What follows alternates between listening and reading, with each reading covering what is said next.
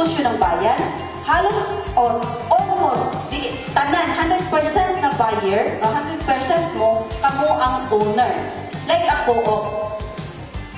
Pero may pagkaiba lang siya sa co-op. Maybe, mukandak lang kuminig another seminar or another session sa negosyo ng bayan. And we just started 2,000 lang ihapon. Gawin natin ang model na 2,000 pesos. Kasi ito, dili naman ni siya baka nag-start me of 2,000 with my husband. Till now, di na ko siya nandabog. Manage lang dyan. What I said, kung tagaan kagsali, kung masaligan ka sa gamay butang, masaligan ko sa ikaw sa dagkong butang. Yun lang lagi ang atong itanong sa atong kaugalingon. So, sa inyo kami, especially sa akong pamilya, is gusto na mo or handong na mo na maka-share me sa inyo of how to be success. Ano kasi nakadini ang pinaka-importante? Negosyo. Ang mga local government iawag na mag-negosyo. Mag-put up ang economic enterprise. Scheduling ta kay naghanap lakaw no. Kung gusto mo ngayong advice, pwede yun mo magpa-schedule. How to build business with zero money.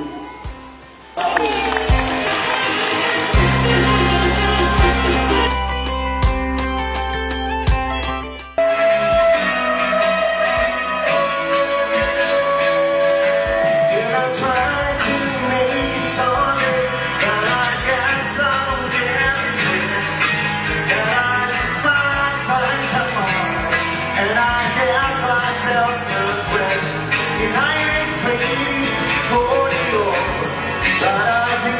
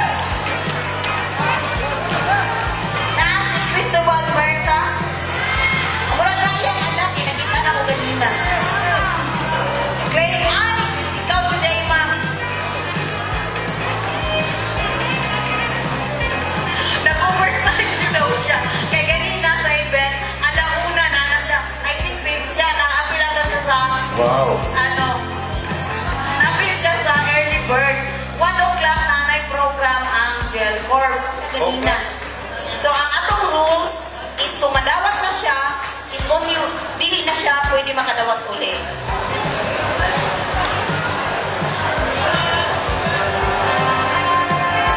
Taga Purok 5A, Kisante, Makilala. Ang number is... Apelido na lang.